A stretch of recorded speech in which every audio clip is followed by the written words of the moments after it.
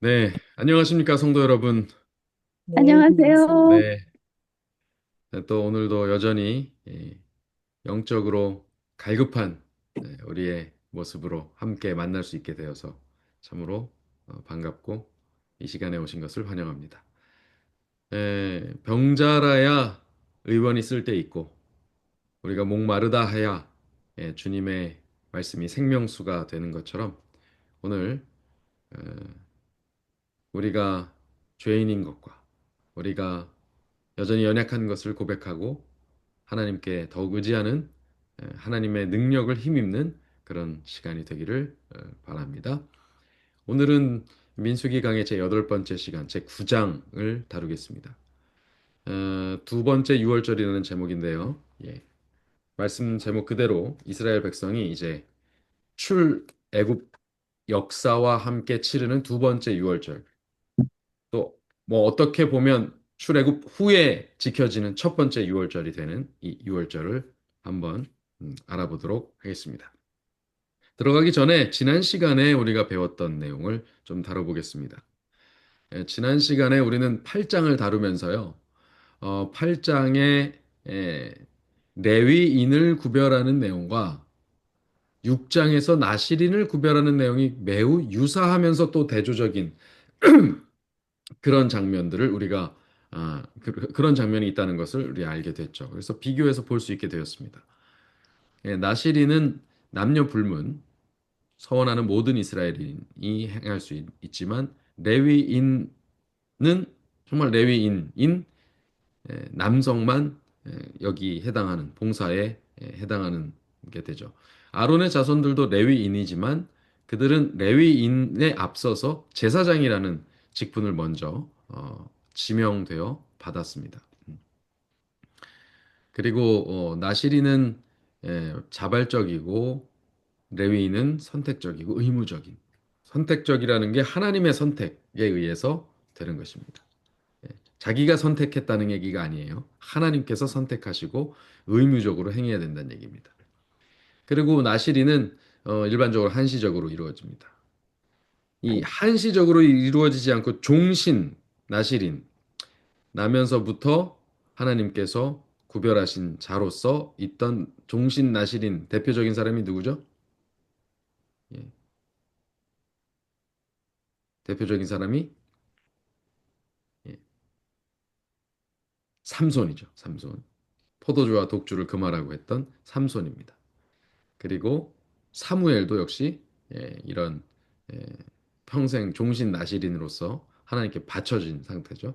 이렇게 바쳐졌기 때문에 평생 이게 바쳐진 기간입니다. 하나님께 나는 바쳐졌다. 그래서 그 기간 동안에 나를 이렇게 구별한다라는 건데 평생이 바쳐졌으면 그것은 나의 의도가 아니라 이제 하나님께 바쳐진 대로 하나님께서 움직이시는 대로 움직여야 하는 것이죠. 그래서 자원했지만 실제적으로는 하나님의 것이 되어서 살아가게 됩니다. 그래서 이 날이 꽉 찰 때, 뭐 머리 깎고, 어, 날 깎지 않고 이거를 서운하는 날이 찬 후에 깎는 것.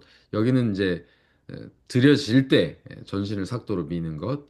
그리고 포도주와 독주와 시체를 접촉하는 것을 금지했지만 레위인에게는 어떤 그런 금기 사항보다는 봉사의 삶으로 더 구별되는 것, 요것을 중시했던 것. 뭐 이런 것들이 다 비교가 되죠. 예. 그런 의미를 가지고 볼 때 레위인은 성막 봉사의 희생과 헌신으로 부르심을 받은 백성을 대신하여서 백성 전체를 대신해서 장자 하나님 앞에 영적 장자로서 바쳐진 이 헌신을 하는 데 집중되었다면 그래서 요제를 드리죠. 특별한 제사가 첫 열매로서 장자로서의 구별을 뜻하는 요제가 드려집니다. 반면 이 나실인들의 서원이 끝나고 나면 그 사람들은 서원 기간 동안 온전하게 하나님과 하나 되어서 이 약속을 이행한 자로서의 자격을 가지고 어떻게 돼요?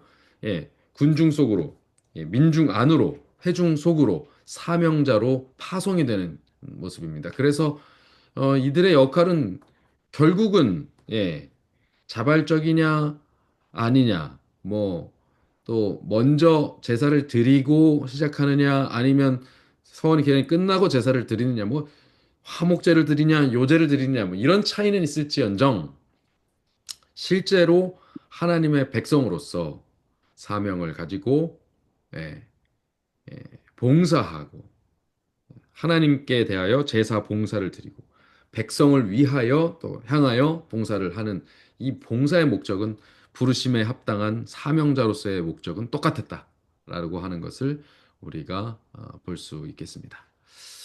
자, 이러한 레위인을 구별하고 나서 이제 9장은 어떻게 진행을 하는지 한번 보도록 하겠습니다. 애굽 땅에서 나온 다음 해 첫째 달에 자, 다음 해 첫째 달 뭘까요? 애굽에서 나온 첫 해, 그 1년이 제 1년입니다. 그리고 어, 다음 해는 제 2년이 되겠습니다. 제 2년 첫째 달. 그러니까 1년 첫째 달은 나온 첫 달이고 2년 첫 달은 이제 나와서 홍해를 건너고 시내 광야에 이르렀을 때 그때. 그리고 정월 첫 달이면 요게 참 의미가 있는 달이에요. 이 달이고 날이에요. 예. 바로 회막이 완성된 시점입니다. 그러니까 그때에 그렇게 하시면서 그들에게 신의 광야에 있을 때 그들이 회막을 딱 완성했을 때 그들에게 뭘 먼저 하라고 하셨냐면 하나님께서 이스라엘 자손에게 유월절을 그 정한 기일에 지키게 해라 하라 이렇게 말씀하셨어요. 그 정한 기일은 언제였습니까? 여러분 정한 기일이 언제예요? 유월절은 언제 지내야 되는 절기입니까? 바로 매해 정월 14일입니다. 매해 정월 14일. 그러니까 매해 첫 달 14일에 영원한 규례로 대대로 지켜야 될 규례로 주어졌죠.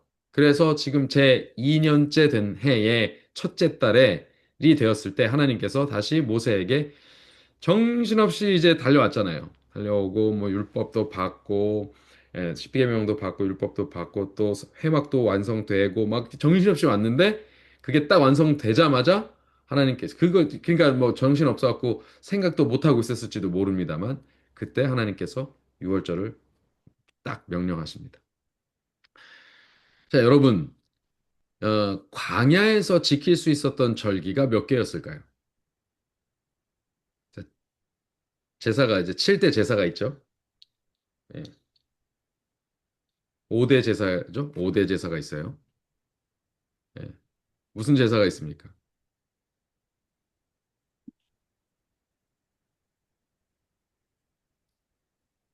유월절, 무교절, 유월절과 무교절 지키면서 그때 초실절이 같이 지켜집니다. 그리고 나서 예, 오순절, 식단절. 그렇죠? 오순절, 오순절 지킵니다. 칠대절기죠? 오순절 지킵니다. 이제 봄절기 4개 지켜집니다. 그 다음에 가을절기로 넘어가죠. 첫 번째 뭡니까? 조선절. 나팔절 있습니다. 나팔절. 그렇죠. 예. 그리고 대속죄일 있습니다. 속죄일. 예. 속죄일. 그 다음에 뭐가 있습니까? 수장절 있습니다. 수장절. 수장절은 추수한 것을 저장한다. 예, 그런 추수감사절을 말합니다. 그렇게 총 7개의 절기가 있습니다. 그래서 이 7개의 절기가 다 지켜지는 과정 속에서 이제 이스라엘 백성들의 삶이 이어진다라고 생각할 수 있는데요. 그런데 정작 그 7가지 절기 중에 다수가 가나안 땅에 들어가서야 비로소 지킬 수 있는 절기들이 많이 있습니다. 예를 들면 초실절, 광야에서 지킬 수 있어요? 초실절, 오순절 이런 것들은 광야에서 지켜질 수가 없어요. 왜 그렇습니까? 지켜지기 참 힘들어요. 뭐 추수한 게 있어야지 초실절을 드릴 거 아닙니까? 곡식단을 드려야 되는데 곡식단이 어디 있어요? 농사 지은 게 없는데. 그러니까 땅을 분배받고 그곳에서 농사를 지으면서 이 절기가 시작된다. 보시면 됩니다. 그러나 지킬 수 있는 절기들이 있죠. 어떤 절기들입니까? 수장절 못 지켜요. 예. 뭐 추수한 게 없으니까 저장할 것도 없어요. 네. 뭐 만나가지고 수장절 지킬 거는 아니니까. 그런데 뭔 지켜질 수 있어요? 유월절 지켜질 수 있습니까? 예, 유월절 지켜질 수 있습니다. 무교절도 네, 인근에서 곡식을 사다가 가능합니다. 또 뭐가 있을까요? 예, 나팔절, 속죄일 이런 것들은 지켜질 수 있는 절기죠. 자, 이제 6월절 제2년에 지키라고 명령하십니다. 제2년 그 정한 기일 곧 이달 이달이 언제예요? 1장 1절에 보니까 아니 9장 1절에 보니까 1월 예. 예. 14일. 예. 정월 1월입니다. 첫 달 2년 첫 달 예, 14일에 예, 지켜져야 되겠죠? 14일 해질 무렵에 지키는 것이 이제 됩니다. 그 율례대로 다 지켜라. 규례대로 지켜라. 이렇게 3절까지의 설명이 맞춰집니다.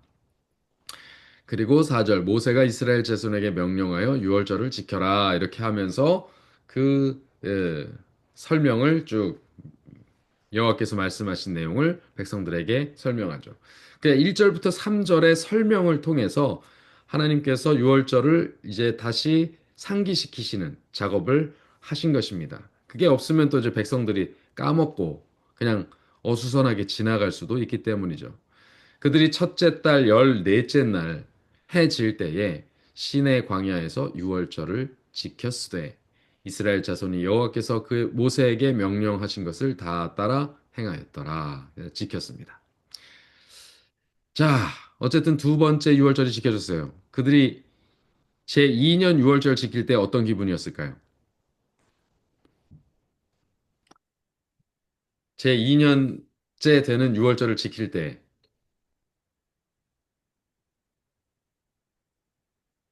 감개가 무량했겠죠? 그 첫 음, 해 6월절 지킬 때 어떤 일이 일어났었습니까? 그 땅에 모든 장자들이 그 밤에 다 죽었어요.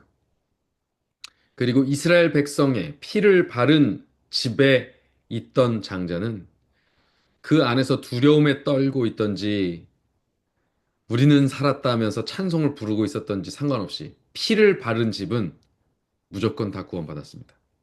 다 살았어요. 그 놀라운 기적으로 어, 홍해까지 건너왔죠. 그래서 그런 다음에 이제 제 2년째에 그들의 유월절은 무엇이 정비되고 나서 드려진 것이냐면 바로 성막, 회막이 정비되고 나서 드려진 것입니다. 그리고 이 유월절을 드리고 나서 어떤 일이 벌어져요? 거기에 이어서 네. 사실 순서가 바뀌었다고 말씀드렸죠? 네. 그 레위인을 구별하는 이 과정은 네, 레위인을 구별하고 그 성막을에서 봉사하게 하는 그 과정이 먼저 있고 그다음에 인구 조사를 했다고 말씀드렸어요. 이게 장수가 이 민수기가 순서가 바뀌어 있다고요. 그러면 이것은 순서가 어떻게 될까요? 6월절의 순서는 레위인이 뽑히고 그다음일까요? 뽑히기 전일까요? 뽑히고 나는 그런 것 네, 그래서 같은데요. 적어도 레위인이 구별되고 나서 봉사하게 되었을 때. 그러니까 그들에게 있어서 물론 6월절 어린 양이 상징이지만 그들에게 있어서는 장자가 이제 이미 어떻게 된 거예요? 다 구별이 된 거예요. 속전까지 다 치러서 누가 대신 바쳐줬어요? 자기들의 장자들 대신 레인. 레위인이 하나님께 바쳐졌습니다. 예, 그래서 그들의 장자는 이미 레위인으로서 구별이 돼 있어요. 그럼에도 불구하고 대대로 지키는 이 6월절이 그들이 어떻게 구별되었고 어떤 백성인지를 상기시키는 그런 그들의 정체성과 그들의 사명을 상기시키는 그런 책이 되었다. 그런 절기가 되었다라는 것이죠. 근데 이제 여기 절기를 지키려고 이렇게 하다가 뭐 하나가 문제가 발생합니다. 어떤 문제가 발생했을까요? 그때 사람의 시체로 말미암아 부정하게 되어서 유월절을 지킬 수 없는 사람들이 있었다.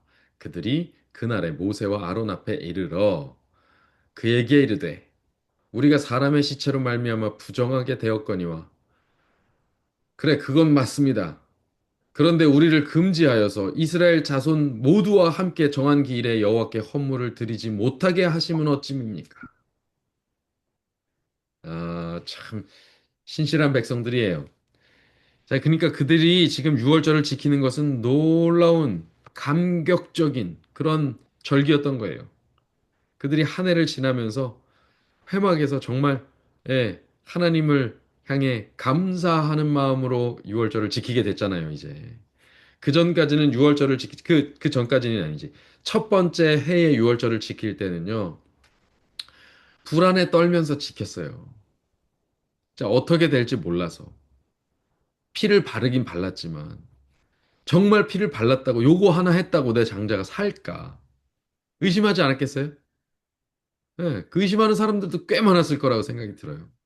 그래서 막 두려워서 그 장자를 그 가운데 모아놓고 가족들이 똘똘 뭉쳤고 둘러싸고서 이렇게 있었을지 모릅니다. 정말 집집마다. 그런데 지금은 어때요? 죽음의 신이 오지 않아요. 하나님께서 임하셔서 레위인들을 이미 자기의 소유로 삼으시면서 장자를 다 받아 가신 걸로 인정해 버리셨어요. 자, 그러니까 6월절이 어떤 날이냐? 곧 장자를 구별하시는 날. 예. 장자를 구별함으로 이스라엘 백성 전체를 구속하신 날. 예, 그렇게 되는 것입니다. 그것을 위해서 누가 돌아가시는 것을 상징해요? 예. 예수 그리스도께서 피를 흘리사 그것을 구별하신 것을 상징합니다. 네. 우리 이순복 집사님은 질문 그러니까 두 있으세요? 번째 유월절은 40년이 지난 다음에인가요, 그러면은? 아니죠. 제 2년이라니까요. 2년. 그러니까 어, 나오고 1년 딱 지나서 바로 이듬해. 예. 네, 첫 해 지킬 때는 애굽에서 지켰죠.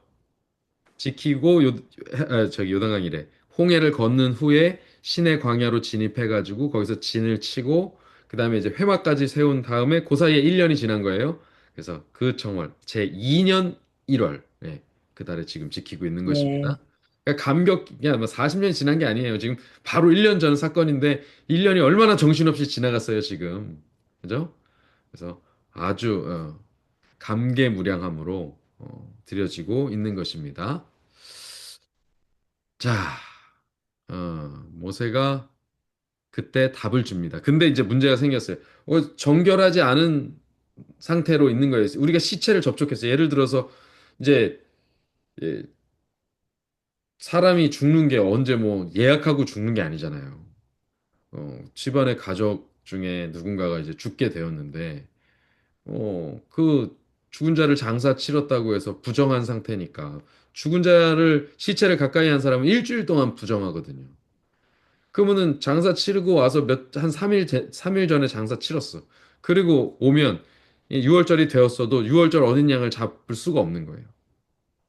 그것을 화목제로 드리고 먹을 수가 없는 거예요. 왜요? 부정한 상태니까. 그래서 그런 사람들에게는 어떻게 하면 좋을까? 그런 사람들이 이제 우리가 부정한 상태에 있어서 이걸 드릴 수 없다고 하니 답답해서 모세를 찾아왔어요. 그래서 모세가 이렇게 얘기합니다. 어, 그래. 그런 일이 있을 수 있겠다. 그러면 내가 이 일을 어떻게 처리할지 여호와께 여쭙겠다. 이렇게 합니다. 그러자 여호와께서 모세에게 이렇게 말씀하십니다. 이스라엘 자손에게 말하여 이르라. 너희나 너희 후손 중에 시체로 말미암아 부정하게 되든지 아니면 먼 여행 중에 있다 하면 그러면 어떻게 할 것이냐? 사실 그렇다 해도 정말 마땅히 여호와 앞에 유월절을 지켜야 된다. 이건 원칙입니다. 그렇죠? 지켜야 합니다. 유월절 없이 구속하시는 어린 양의 희생 없이 자기가 구원받을 수 있는 하나님의 백성이 될 수 있는 재간은 없어요. 그 누구에게도. 반드시 이건 해야 돼요. 이건 대대손손 해야 되는 일입니다. 예. 그런데 이렇게 여행 중이나 시체로 말미암아 부정한 사람은 이렇게 해라. 언제요? 둘째 달 14째 날. 그러니까 한 달 뒤로 기한을 주는 겁니다. 예. 여유 기간을 많이 줘요. 그죠? 해질 때에 그것을 지켜라. 똑같이 이것을 쓴나물과 무교병과 같이 먹으면서 딱 이렇게 해라. 똑같이 단지 날짜만 한 달 뒤로 미뤄서 정월에 지켜야 될 것을 둘째 달에 지킬 수 있도록 세컨 찬스를 주는 것입니다. 이게 참 대단한 일입니다, 여러분. 6월절, 여러분 구속사에 있어서 이게 복음의 핵심이거든요. 복음의 시작점이거든요, 6월절이. 우리를 구속하시는 예수님, 6월절 어린 양 제사는 다 먹게 돼 있어요. 다시 말하면 화목제입니다. 화목제물 대신 어린 양을 상징하는 이 사건이 어떤 융통성이나 그런 것들이 발휘돼도 되는가? 그러면 하나님께서 뭐라고 하셔요? 그렇게 하라. 그렇게 하라는 것입니다. 예. 융통성을 발휘해서 한 달 뒤로 옮겨주겠다. 한 달 뒤에 지키라는 것이죠. 이제 우리가 요거를 조금 여기서 이런 얘기를 좀 할 필요가 있겠어요. 교회 안에서 어떤 논쟁이 있는 경우가 있습니다. 어떤 교회는 피아노를 왼쪽에다 놓느냐, 오른쪽에다 놓느냐를 가지고 교회가 싸우다 갈라졌대요. 예. 어떤 교회는 기도할 때 무릎을 꿇느냐, 안 꿇느냐 가지고 또 한참 논쟁을 합니다.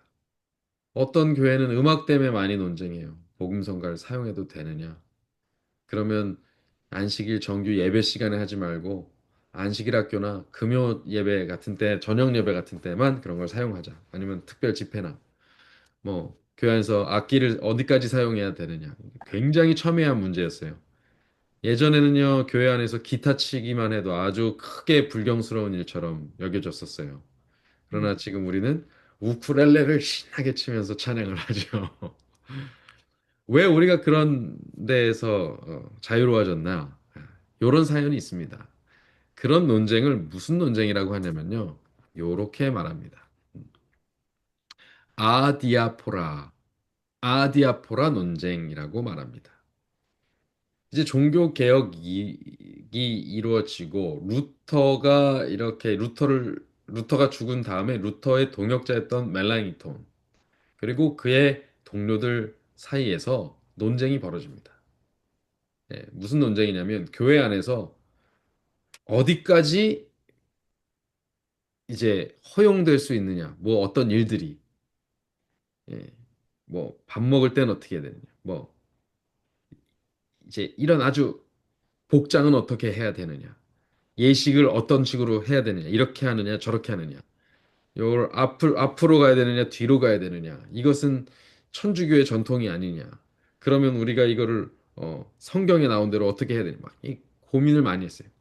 그런데 그 논쟁 중에 다수가 뭐였냐면 본질이 아니라 비본질적인 것을 가지고 다투었던 논쟁이었기 때문에 그것을 아디아포라라는 단어를 써서 이렇게 말을 합니다. 교회 비본질적 논쟁을 아디아포라라고 말합니다. 아디아포라. 어, 이게 매우 유명한 신학적인 표현이고 문제입니다. 근데 여러분 아시겠지만 교회가 늘 본질적인 게 아니에요. 비본질적인 것 때문에 갈등이 생깁니다. 어, 신발을 신고 예배당에 들어가느냐, 벗고 들어가느냐, 이것도 막 많이 이슈가 됐었어요, 한동안. 한국 교회에서. 그 다음에 기도할 때 무릎을 꿇느냐, 엉덩이를 붙이냐. 그러니까 어떤 분들 가운데서는요, 이런 거 어기면 이게 논쟁의 처음에는 그냥 뭐 어떤 사람 개인이 이렇게 주장하는 바 정도로 끝나다가 나중엔 이게 이제 다툼이 됩니다. 그러다가 아, 좀 그만 좀 하세요. 뭐 이렇게 하면 싸움이 돼요. 아, 적당히 하시지. 그냥 매번 그렇게 얘기하셔. 막. 그 성경에 나왔어요? 막 이렇게 서로 싸우는 거. 그래서 나중에는 이렇게 패당이 갈라져요. 서로 편들고 하다가. 그리고 그 사이에 혹시 조금 진짜 교회 문제가 아닌 다른 문제가 살짝 떨어지면서 확 불을 지피면 아주 그것이 활활 타오르면서 교회가 다 탑니다. 그래서 어떤 분들 중에는 이런 것들이 어겨지면 난리가 나는 줄 압니다.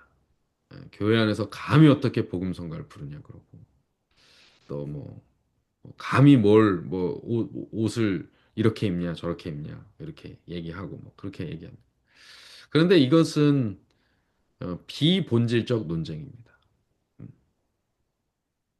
정말 비본질적인 논쟁이에요. 그것이 예, 그런 아디아포라 논쟁에 사로잡힌 사람들은 정말 대화하기가 힘듭니다.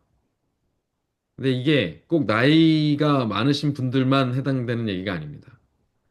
예, 학생들, 젊은이들이 이런 식으로 또 가면 대책이 없습니다. 설득이 안 돼요. 그냥 고집만 부립니다. 마찬가지. 누구나. 그런데 여러분 조금만 생각해 보죠. 이 아디아포라 비본질적인 문제라고 말하는 거. 피아노를 왼쪽에 놓냐, 오른쪽에 놓냐. 기도할 때 무릎을 꿇느냐, 안 꿇느냐. 예, 고개를 이렇게 하고 기도하느냐, 이렇게 하고 기도하느냐. 손을 모을 때 이렇게 모으느냐, 이렇게 모으느냐. 에이, 탑이, 뭐 하는 짓이야? 노 예, 탑이, 예, 탑이, 노. 예, 예. 기도 순서를 참이 뒤에 놓느냐, 앞에 놓느냐. 이거 어때요? 어때요? 예. 성가대 옷을 입느냐, 안 입느냐. 여러분, 이거 어떤 논쟁일까요? 어떤 것들은 성경에 나오기도 하고 안 나오기도 하지만 성경에 나왔다고 해서 무조건 다 그게 교리화 될 수 있는 것도 아니고요. 이거야말로 율법입니까? 아닙니까? 물어봐야 돼요. 이게 율법이에요? 하나님의 명령입니까? 예? 피아노 왼쪽에 놓으라고 명령하신 바가 있어요? 네. 이거는 타분히 어떤 개인 혹은 뭐 교회 조금 뭐 몇 사람의 정서고 감정입니다. 그리고 어떤 경우에는 시대적으로 바뀔 수 있는 문제들이에요. 그리고 문화적으로 다른 문제예요.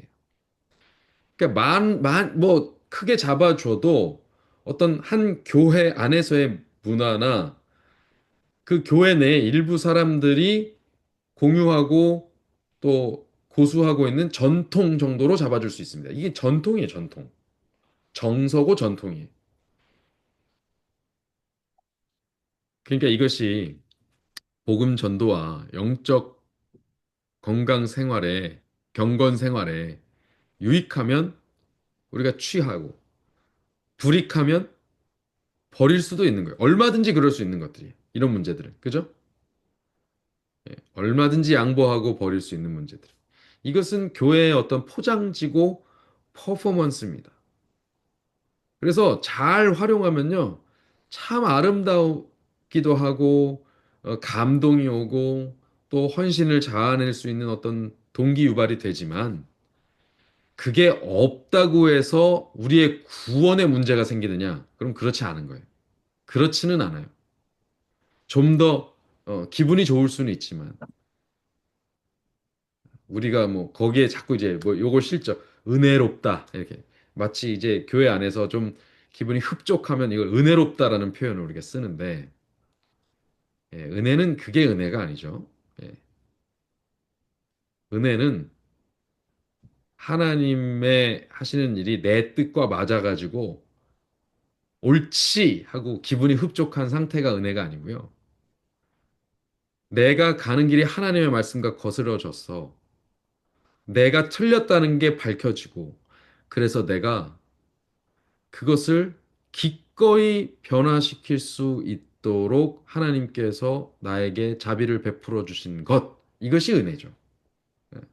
오히려 나와 하나님과 그게 하나님의 뜻과 이게 내 뜻이 충돌돼서 내가 잘못됐다는 게 확실하게 드러나면 이게 오히려 은혜입니다. 내가 잘못됐던 것을 고칠 수 있게 되었잖아요. 사람들은 내가 잘났고 내가 잘하고 있고가 증명되기를 원하죠. 그런데 그것을 꼭 이런 데서 아디아포라 논쟁에서 얻으려고 해요. 그러다가 본전도 못 찾는 거죠. 결국 우리의 본전은 뭡니까? 후원이죠. 예, 후원입니다. 구원을 잃어버리는 일이 벌어지면 안 돼요. 그래서 이것이 큰 문제가 될 수. 그러나 이것이 또한 요게 이제 별일 아닌 것이 또 교회 별일이 되어버리는 그런 일로 벌어지기도 하기 때문에 그래서 이런 문제를 공정하고 지혜롭게 해결해야 할 필요가 있기도 한 문제이기도 합니다. 자, 결론적으로 말하면 이것은 전통이고 정서입니다. 그래서 사실 본질적인 것은 아니에요. 그럼에도 불구하고 이것을 지혜롭게 다루지 못하면 사람의 이 정서와 감정이기 때문에 이게 뒤틀어지면 아주 모든 게 깨지고 또 망가지기도 하는 것입니다. 그래서 여기서 하나님께서 이 아디아포라가 넘지 말아야 할 선을 정확하게 제시해 주시는 장면이라고 말씀드릴 수 있겠죠. 자, 어떻게 하라고요? 무조건 6월절은 지켜져야 한다. 이게 대전제입니다. 그것은 첫 번째 전제예요. 그러나 실체로 인해서 부정한 상태가 됐거나 너무 먼 여행 중에 있거나 그러면 어떻게 할 수 있다? 한 달 뒤로 그것을 미루어서 할 수 있다. 그래서 가급적이면 이 여행하는 사람들도 적어도 뭐는 뭐까지는 생각해야 돼요. 6월절에 맞춰서 들어와야지 하고 최대한 노력을 하되 그게 못 들어오면 적어도 두 번째 6월절, 그러니까 세컨 찬스 전에는 이 긴 여행을 마칠 수 있도록 애를 써야 하는 것이죠. 그걸 해야 되는 것입니다. 네. 그러나 요런 경우가 있을 수 있어요. 사람이 정결한 상태에 있기도 하고 여행 중에도 있지 아니한데 6월절을 또 저기서 더 나가서 여행이나 뭘 핑계로 하면서 질질 끌다가 6월절을 지키지 아니하는 자는 백성 중에서 끊어지겠다. 그러니까 유 유연성과 융통성이 여기 예, 확보가 되지만 그러나 대전제가 깨어지진 않는다. 아디아포라. 요 날짜에 지키든 한 달 뒤에 지키든 가능하지만 그러나 지킨다는 명제는 틀림이 없다. 이런 사람은 그 정한 기일에 여호와께 헌물을 드리지 아니하였은즉 그의 죄를 그 자신이 감당할 것이라 당할 것이라 이렇게 하는 것입니다. 그 죄가 누구 머리 위로? 그 자신의 머리 위로. 만약 이 사람을 돌로 치게 된다면 돌로 쳐서 죽일 때에 그것은 돌을 던진 사람에게 살인의 죄가 물어지지 않고 그 책임이 물어지지 않고 그 죽은 자가 그 죄를 자기가 당하는 것입니다. 그래서 상황에 따른 유연성이나 융통성은 필요하지만 그것이 넘을 수 없는 선이 있다는 것. 예. 자, 어쨌든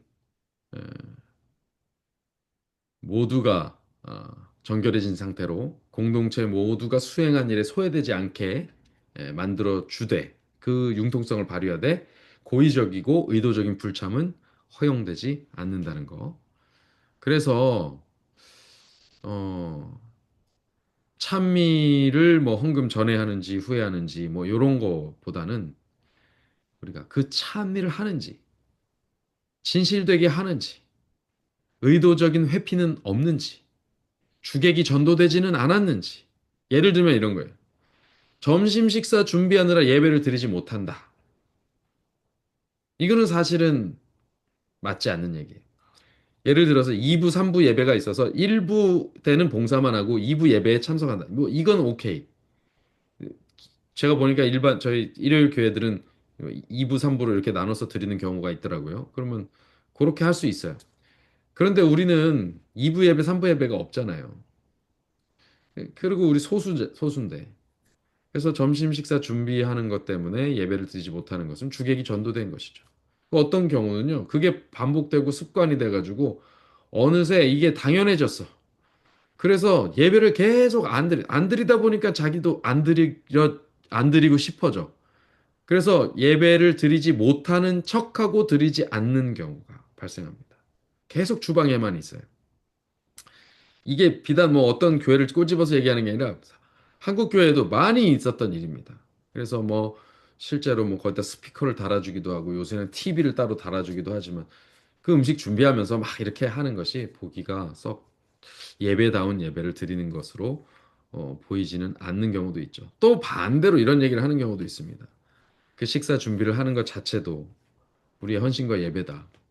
그렇게 얘기를 하는 경우도 있습니다만 제가 볼 때 예, 음식 준비는 그날 우리가 한데 모여서 하나님께 찬양하고 예배하는 그 시간에 집중하도록 하는 것보다는 그래도 후순위로 밀리는 일이 아닌가 생각이 됩니다. 아무튼 예, 그렇다고 해서 우리 집사님들의 음식 준비가 정성이 뭐 부족하다든지 그런 얘기는 아닙니다. 우리가 하나님께 예배하는 일에 좀 더 집중을 하자. 먼저 우선순위를 두자라는 말씀입니다. 자, 그렇게 되면 이제 이런 경우에 어떤 일이 벌어지기 때문에 요게 제가 이제 장황하게 조금 더 설명을 덧대냐면요. 실제로 이런 거에 너무 집중을 하게 되면 개인 신앙의 성장이 없어요. 그 다음에 우리 공동체 전체 방향성에도 맞추지 못하고 계속 불협화음을 냅니다. 그러니까 예, 각자가 어떻게 되냐면 그러니까 출애굽 광야 생활은 그런 것을 절대 허용하지 않으려고 하시는 하나님의 모습을 지금 보여주고 계신 거예요. 예외 상황을 너무 두지 않는 거예요. 융통성이 아예 없는 것은 아니에요. 융통성을 두되 본질을 확보한 상태에서의 융통성인 거예요. 그래서 앞으로 어떤 논쟁거리가 교회 안에서 생길 경우에 우리가 한 교회니까 요 얘기를 미리 드리면 우리도 논쟁거리가 생길 수 있잖아요. 그러면 이것이 본질에 관한 논쟁인가 아니면 비본질에 관한 논쟁인가 이거를 구별을 해야 돼요. 다 할 수 있어요. 하지 말라는 말이 아닙니다. 그런데 본질적인 거면 우리가 타협하지 않는 방향으로 계속해서 그 뜻을 모아야 되고 비본질적인 것이면 모두가 다 좋으면 좋겠지만 이게 그렇게 하기가 어려운 부분이 있잖아요. 그러면 이 본질적인 것은 민주적으로 해결할 수가 없어요. 그러나 비본질적인 것은 민주적으로 뭐 다수가 원한다든지 아니면 이번엔 이렇게 하고 다음번엔 이렇게 해보자고 하든지 예, 협의를 할 수 있다는 것이죠. 비본질적인 논쟁이 교회 존립의 본질적인 문제로 이렇게 확산되지 않도록 모두가 같이 주의를 해야 합니다. 예. 모두가 이것은 주의해야 돼요. 하나님의 거룩한 백성. 지금 이스라엘 백성이 구별되었어요. 유월절을 지키고 하나님의 백성이 되겠다고 하는 자리예요. 여기서 각 성도들은 자신의 생각과 입을 스스로 잘 다스릴 줄 알아야 할 것입니다. 그래서 우리가 지금 하고 있는 이 논쟁이 합당한 것인가 아닌가 이것을 계속해서 점검해야겠죠. 자, 그다음 6월절은 이제 요 얘기로 마무리가 지어집니다. 만일 타국인이 이제 섞여 들어왔었잖아요. 이스라엘에 섞여 사는 무리들이 있죠. 그들도 우리도 6월절 지킬래.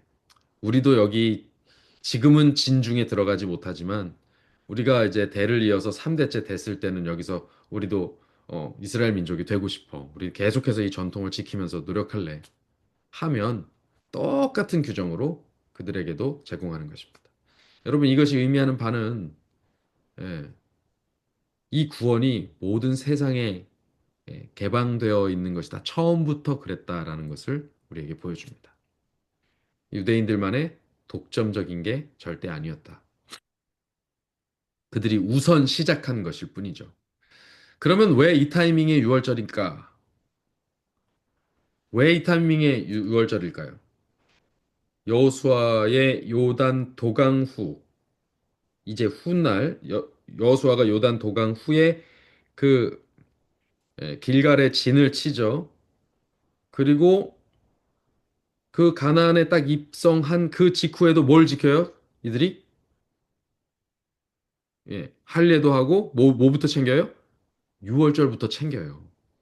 6월절 챙깁니다. 그렇게 하고 나서 여리고를 칩니다. 그 기억나시죠? 여호수아 우리 새벽 묵상하면서 다 기억나시죠? 지난 교과에서도 우리가 봤습니다. 예. 그러니까 6월절은요. 이스라엘의 건국절이자 독립기념일입니다. 그 성력, 이스라엘이 본래 가지고 있던 유대력이 있는데 그거 외에 성력이라는 별도의 달력이 다시 생긴 날이에요. 이달을 너희의 첫 달이 되게 하라. 그래서 4월이 첫 달이에요. 예. 새 역사가 시작되고 새 나라가 시작되고 새 국민이 시작되고 새 사명이 시작되고 새 시작입니다. 그래서 6월절은 다시 시작하는 것. 구속적 회복의 의미를 갖고 있는 절기인 거죠. 그래서 이후로도 대대로 이스라엘 역사에 거대한 종교 개혁이 있을 때, 그냥 그 뚜렷한 종교 개혁을 이룰 때마다 그것은 회복 운동이잖아요. 그 회복 운동이 있을 때마다 이 구속적 회복의 의미를 갖는 6월절이 다시 지켜지는 것으로 시작합니다. 예를 들면 요시야, 여호사밧 다 뭘 지켜요? 6월절을 새로이 지킵니다. 그러니까 그들이 6월절을 통해서 그 이스라엘 내의 그 종교 개혁을 새로이 하죠. 막 그런 6월절 지키기 위해서 뭘부터 합니까? 그들 중에서 더러운 것을 제해내고 우상들을 깨부수고 다 박살내고 산당을 허물고 다 이렇게 하고 정결 운동을 할 때 항상 이 6월절이 같이 동반됩니다. 이것은 새로운 시작, 건국, 그것을 뜻하기 때문이죠. 자, 그러면 이제 현재까지의 시점을 좀 정리해 보겠습니다. 이 표를 한번 보실까요? 출애굽기 4장 17, 40장 17절. 출애굽기는 40장이 마지막 장입니다. 40장 17절이 언제냐면 제2년 1월 1일입니다. 그때 뭐가 이루어졌어요? 성막이 완성됐어요. 예, 이것이 2년 1월 1일입니다. 그리고 요 다음 시점이 어디냐면 민수기 9장 1절 5절이에요. 이때 두 번째 6월절 지키라는 명령이 내려옵니다. 이게 언제겠어요? 제2년 1월 초순이겠죠. 1월 1일 이후에서 14일 사이 언젠가겠죠. 그래서 그렇게 해서 진행됩니다. 그리고 14일까지 두 번째 6월절이 지켜지죠. 그 다음 그렇게 두 번째 6월절 지켜진 후에 시점을 보면 민수기 2장 1장 1절이 이제서야 맞습니다. 시점이. 그때가 제2년 2월 1일이 되기 때문이죠. 그래서 1월 14일 날 6월절 지키고 무교절 지킨 후에 뭘 지켜요? 그 다음에 뭐가 시작돼요? 제 1차 인구조사 명령이 이루어집니다. 그래서 1차 인구조사가 진행되고 그때 그러는 사이에 다시 시점은 민수기 9장 6절부터 시작되는 두 번째 6월절의 대체절이 진행됩니다. 그건 언제겠어요? 1월 14일에 6월절이 두 번째 6월절이 드려졌는데 2월 14일에 두 번째 6월절이 드려지게 되죠. 네. 대체절이 예, 수행됩니다. 그리고 나서 그것이 끝나자마자 참 재밌어요. 요게 끝나고 6일 뒤에 민수기 10장 11절을 보면 6일 뒤인 2월 20일에 그들이 시내 광야에 진치고 있었던 약 1년 한 달여간을 머물렀던 바로 그 장소에서 떠나서 광야로 진행합니다. 회막이 완성되고 국민, 영토, 주권의 이 3요소가 완성되어서 이스라엘 백성이 행진을 시작하기 전 하나님께서 뭘 하신 거예요?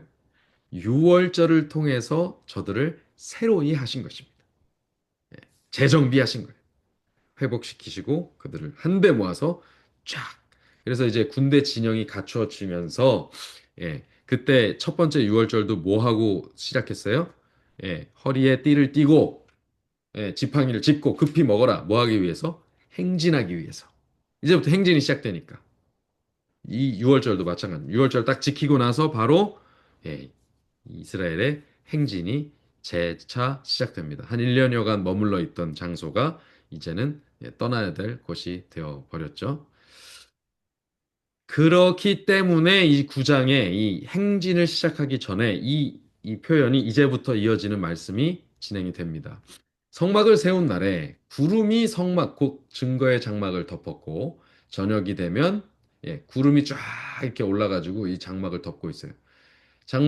저녁이 되면 성막 위에 불 모양 같은 것이 나타나서 아침까지 이르렀다. 이게 이제 불로 바뀌고요.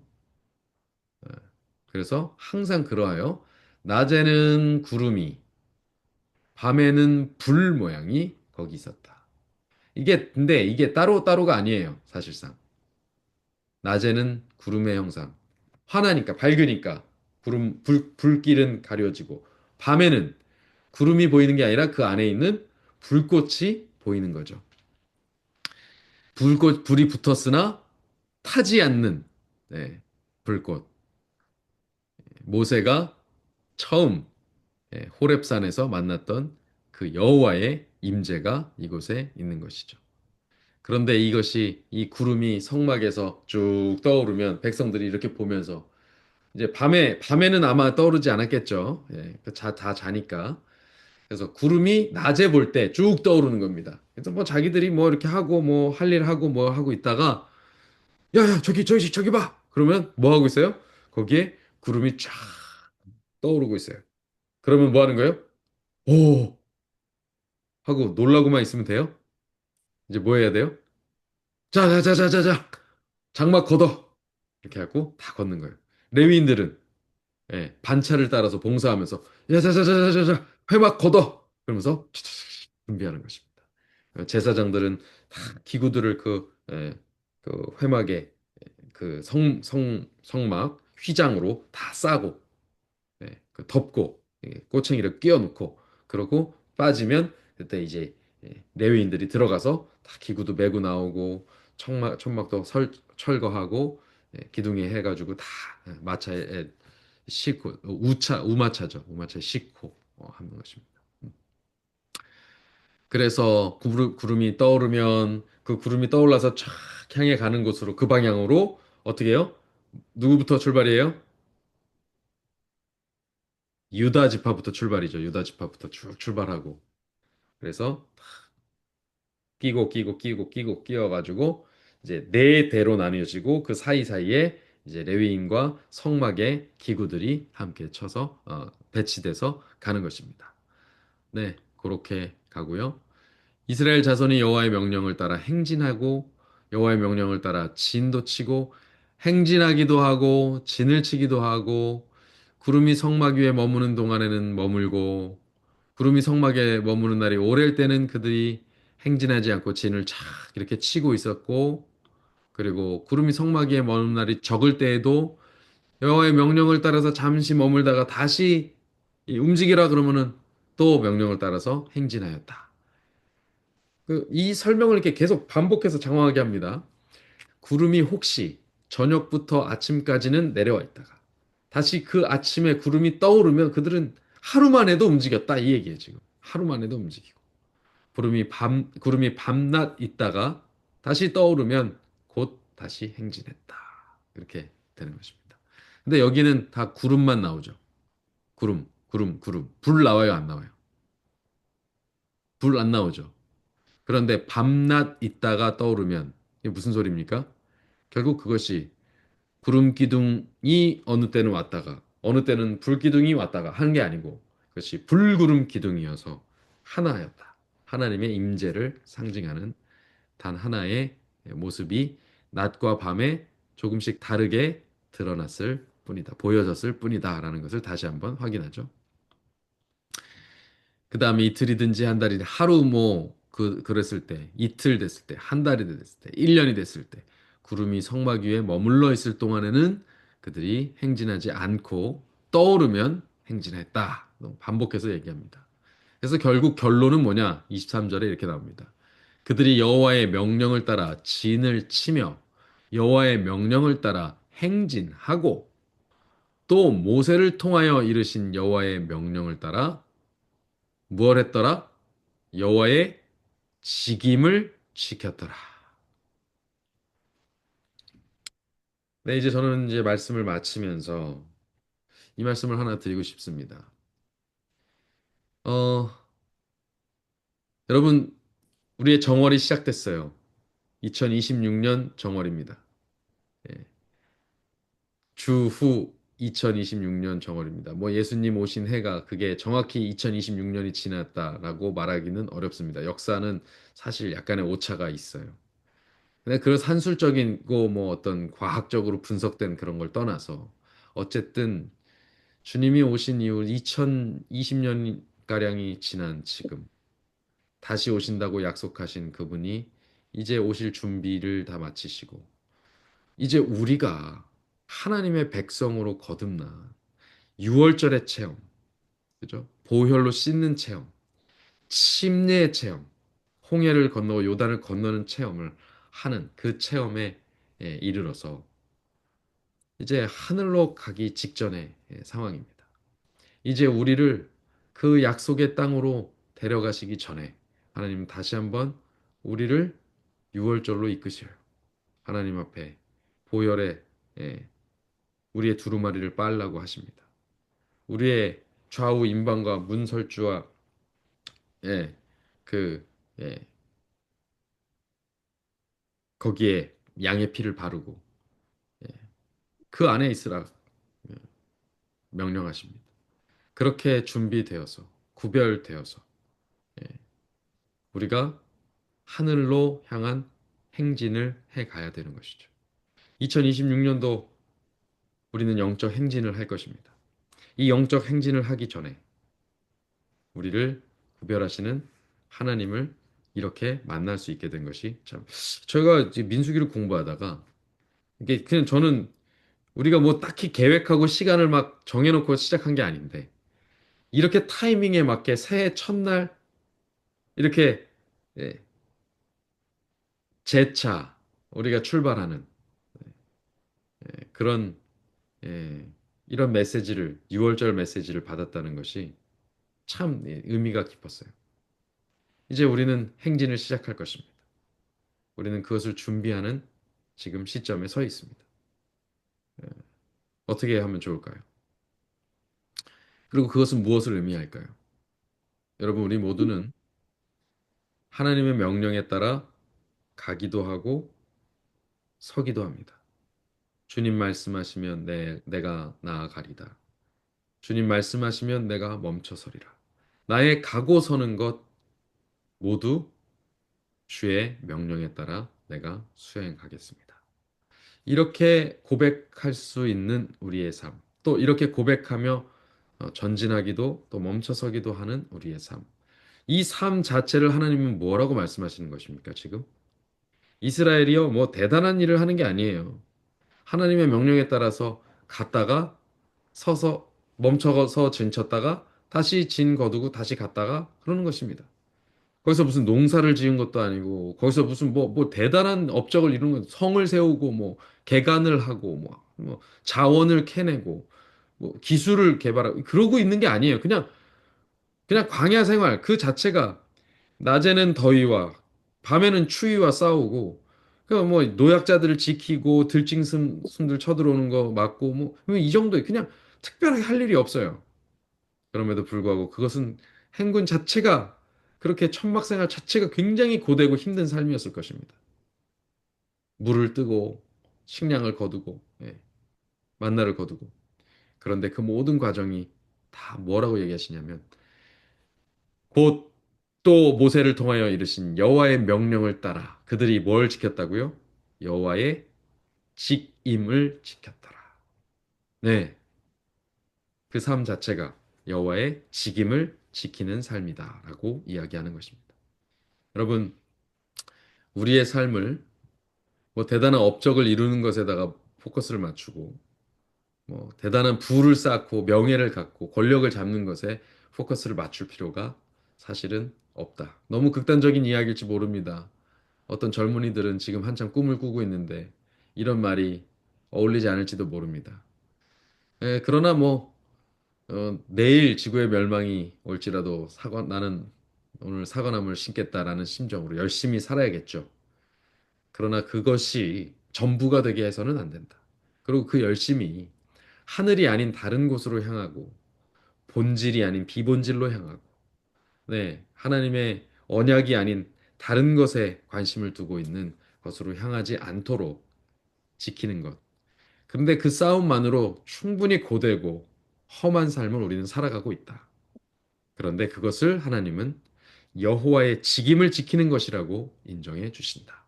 그러니 담대하게 주의 진리를 굳게 붙잡고 십자가의 군기를 높이면서 우리가 전진하면 좋겠다.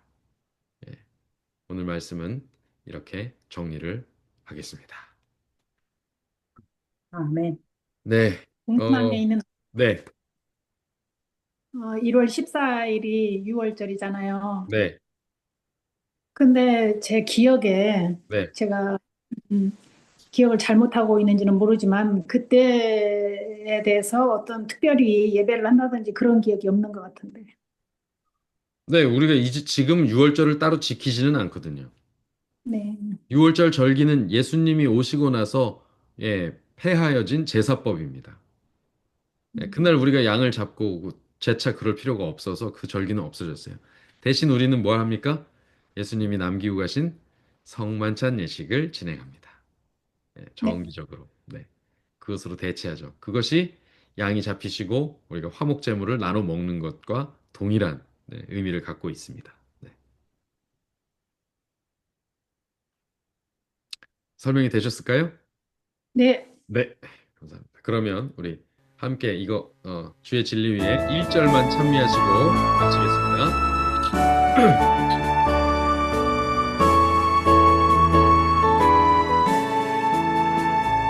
주의 진리 위에 십자가니 높이 받들고 주의 귀한 이름 자랑하면서 나아가며 나가세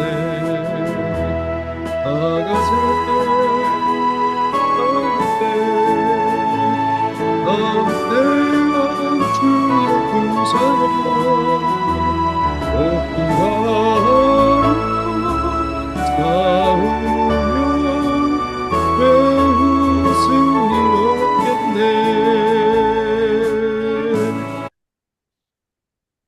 아버지 하나님 감사합니다. 우리가 진리 위에 굳게 서서 십자가의 군기를 높이 들고 행진하며 또 진치게 하시니 감사합니다. 주님, 우리가 주의 명령을 따라서 주의 인도하심을 따라서 성령의 감화 감동하심과 지도하심을 따라서 이 마지막 때를 가나안 땅으로 입성하기 직전에 요단강 앞에 선 때를 보내고 있음을 고백합니다. 이제 우리가 주님의 명령을 따라서 나아가기도 하고 멈춰서기도 할진대 그 모든 과정을 여호와의 직임을 행하는 것이라고 명하여 주시고 우리에게 크나큰 특권의 사명을 맡겨주셨사오니 감사하며 또 이것을 감당하기에 필요한 지혜와 또 믿음과 능력을 요청드립니다. 주님 부어주시고 공급하여 주옵소서. 출애굽한 백성들의 신발이 닳지 않고 의복이 해지지 않았던 것처럼 오늘 우리의 필요가 결코 부족하지 않도록 주님 지켜주시고 우리의 힘이 다하지 않도록 건강을 지켜주시며 우리의 연합이 깨어지지 않도록 우리가 비본질적인 논쟁에서 벗어나 우리 본질에 집중하고 더욱 주님의 명령에 하나 되는 우리 락포드 모든 성도들 되게 하여 주시옵소서. 주님 이렇게 우리를 복 주시는 말씀을 2026년의 첫 말씀으로 허락하여 주시니 감사합니다. 이제 주님의 그 6월절 어린 양의 피에 공로에 힘입어서 담대하게 주의 백성으로 서서 살아가고자 하오니 주여 2026년도에도 우리와 동행하시고 우리를 이끄시며 우리에게 당신을 따를 수 있는 거룩한 감화 허락하여 주옵소서. 예수님 이름으로 기도합니다. 아멘.